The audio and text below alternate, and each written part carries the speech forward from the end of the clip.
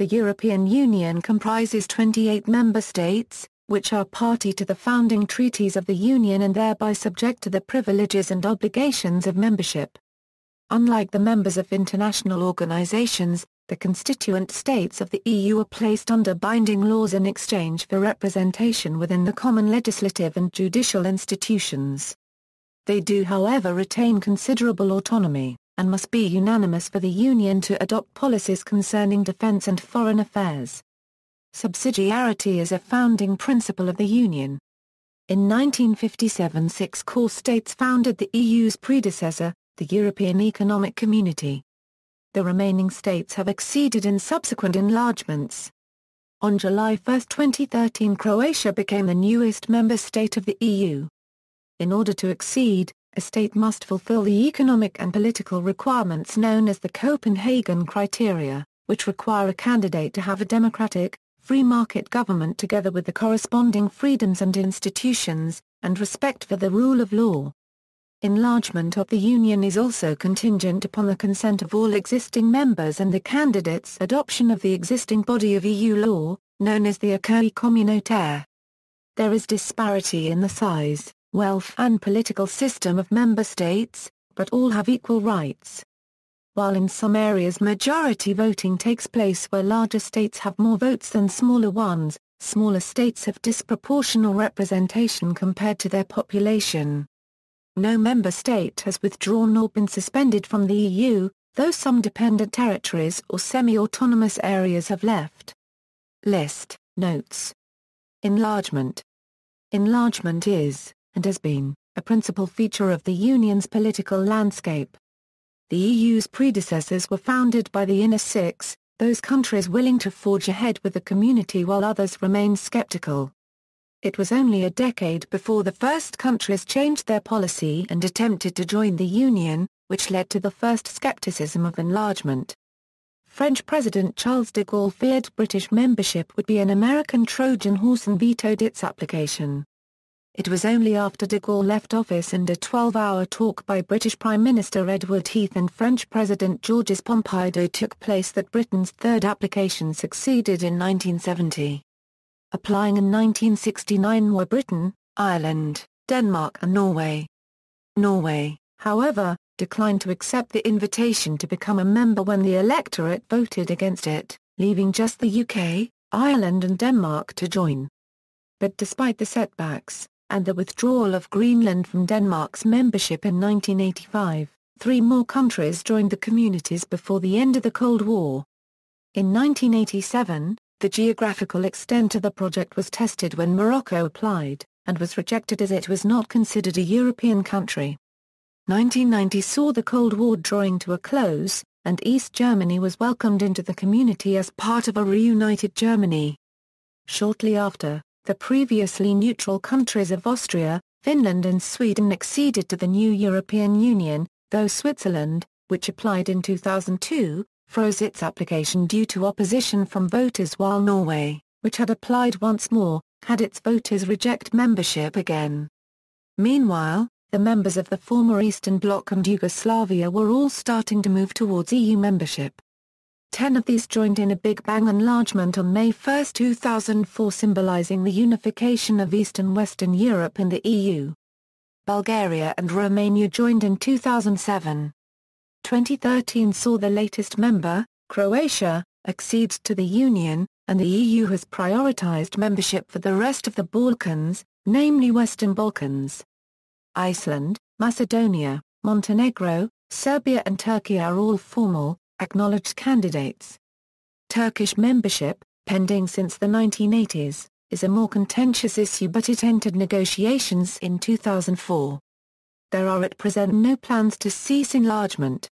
According to the Copenhagen Criteria, membership of the European Union is open to any European country that is a stable, free market liberal democracy that respects the rule of law and human rights.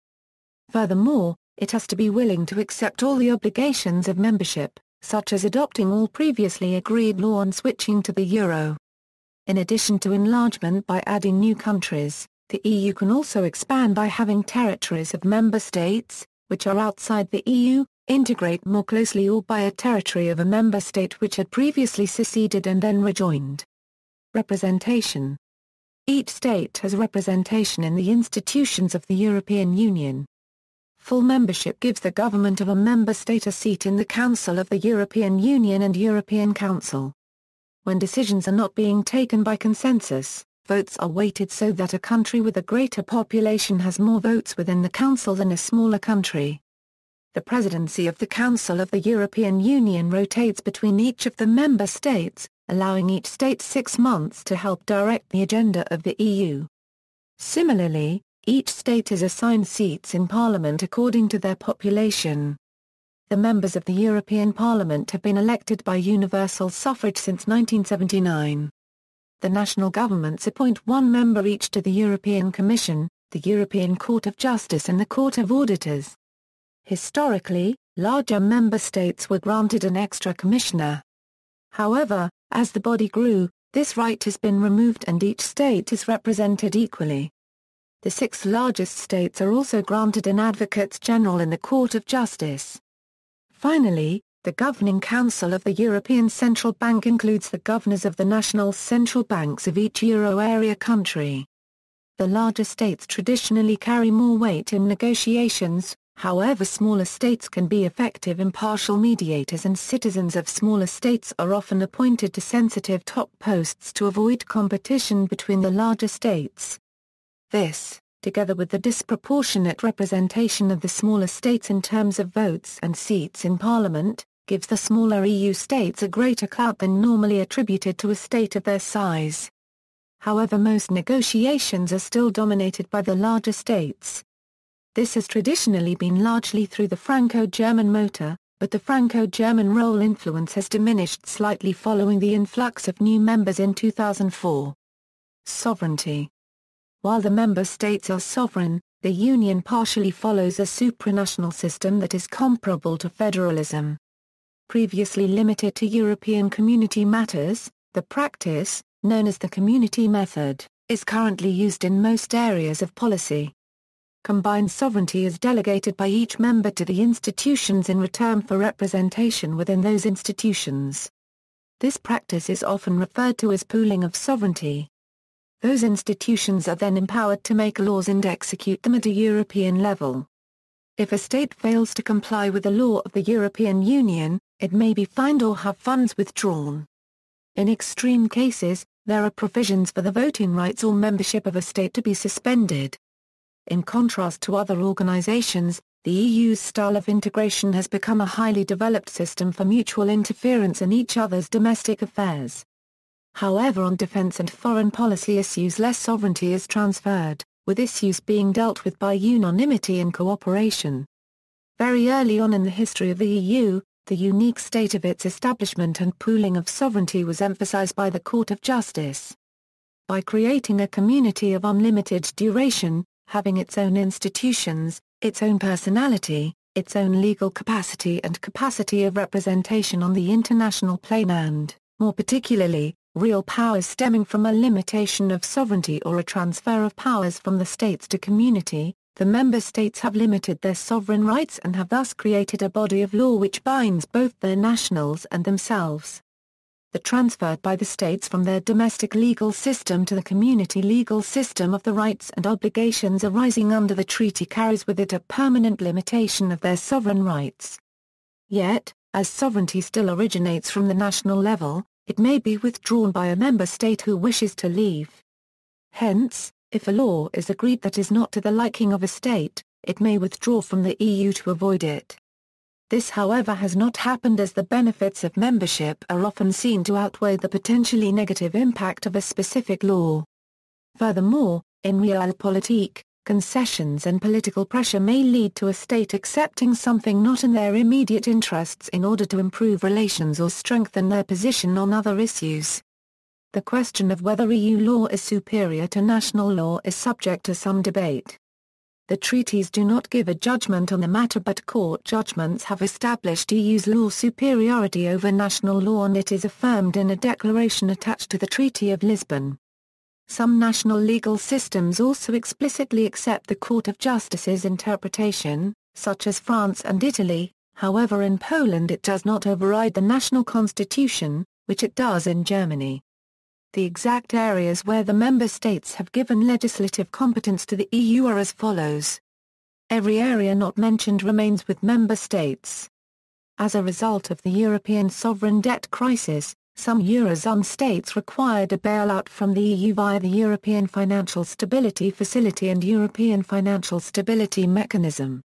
In exchange for their bailout, Greece was required to accept a large austerity plan including privatizations and a sell-off of state assets.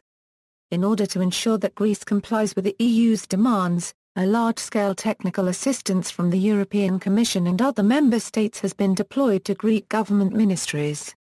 Some, including the president of the Eurogroup Jean-Claude Juncker, state that the sovereignty of Greece will be massively limited. The situation of the bailed-out countries has been described as being a ward or protectorate of the EU, with some such as the Netherlands calling for a formalization of the situation. Opt-outs.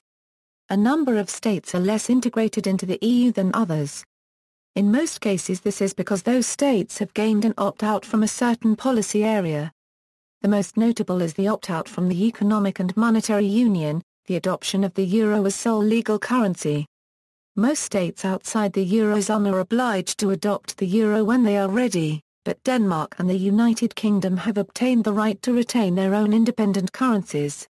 Ireland and the United Kingdom also do not participate in the Schengen Agreement, which eliminates internal EU border checks. Denmark has an opt-out from the Common Security and Defence Policy. Denmark, Ireland and the UK have an opt-out on police and justice matters, and Poland and the UK have an opt-out from the Charter of Fundamental Rights. Outermost Regions. There are a number of overseas member state territories which are legally part of the EU, but have certain exemptions based on their remoteness. These outermost regions have partial application of EU law and in some cases are outside of Schengen or the EU VAT area, however they are legally within the EU. They all use the euro as their currency. Political systems.